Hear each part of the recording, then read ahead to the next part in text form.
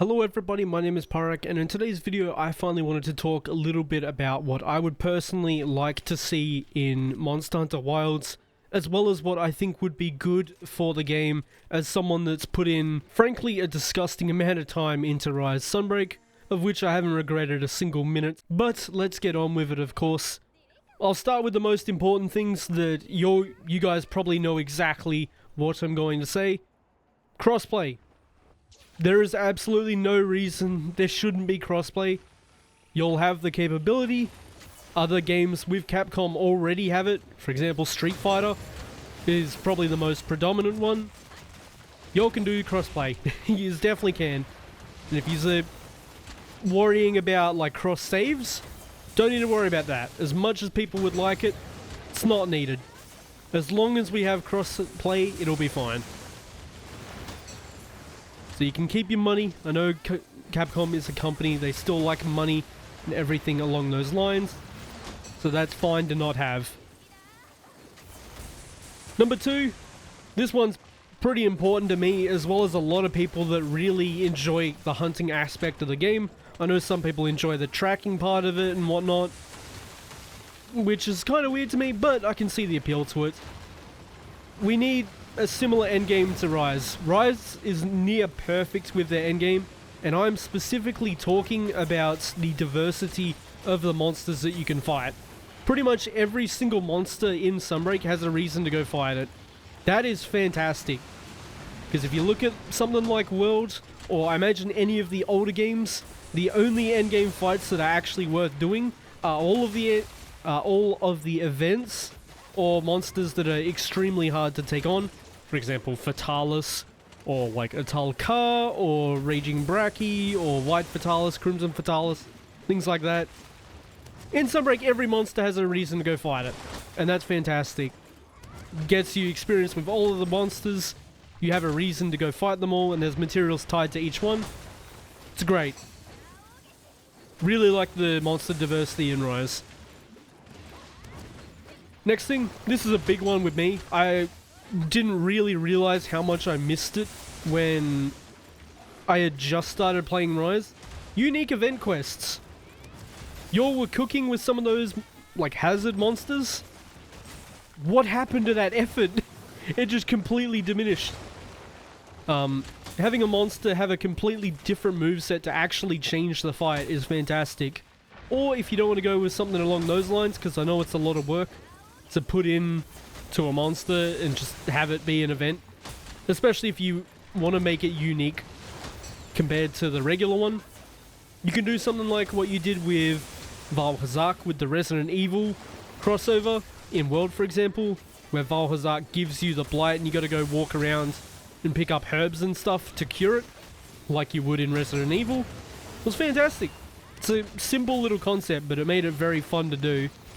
Albeit tedious, it was still a fun encounter to have.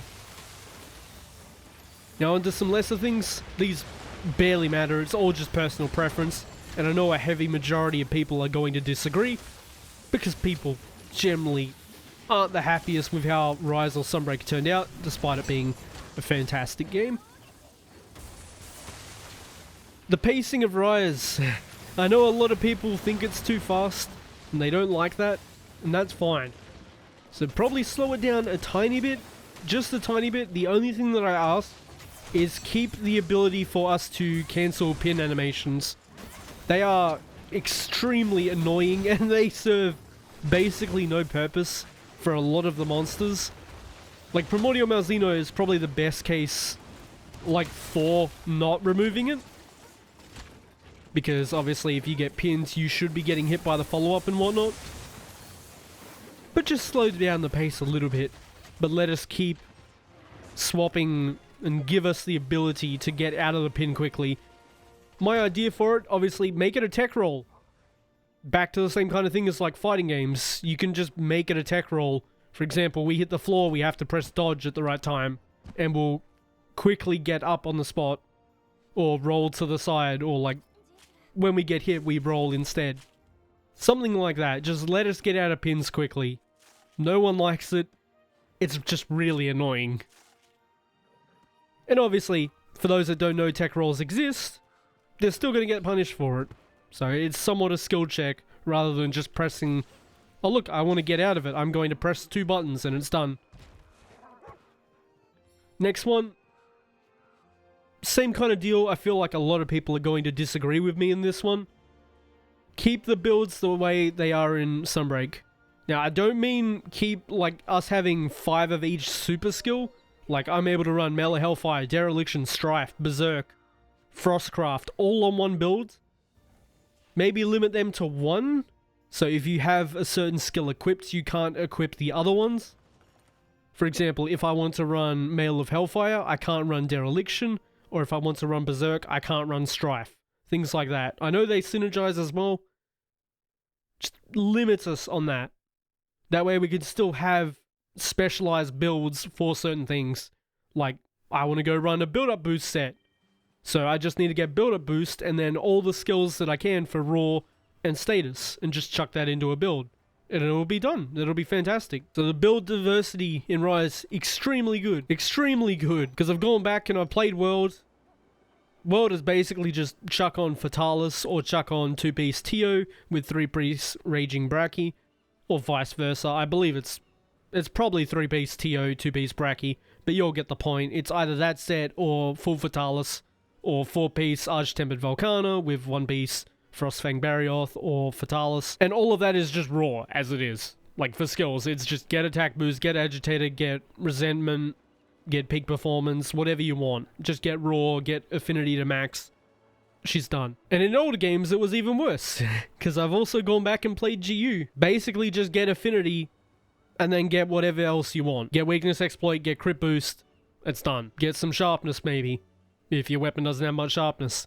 Oh, and along with the personal requests, do something with gunlance. Just give them like raw scaling on the shelling or elemental scaling on the shelling. Would be fantastic, because otherwise we just have artillery. Because I doubt we're getting sneak attack again. And that's all we have. But that'll probably be all for this video. Just decided to bully some monsters while doing it. As mentioned, these are just my opinions on what I reckon should be in Wilds, thanks to the several thousands of hours I've got in the previous 3 games. As a newcomer as well, because obviously I started with Gen 5. I can see what y'all have done with the previous ones, I can see what y'all have done with this one. This stuff is good, this stuff is bad. So hopefully y'all can take that with a grain of salt. And as always, thank you so much for watching. And I hope to see you on the next one.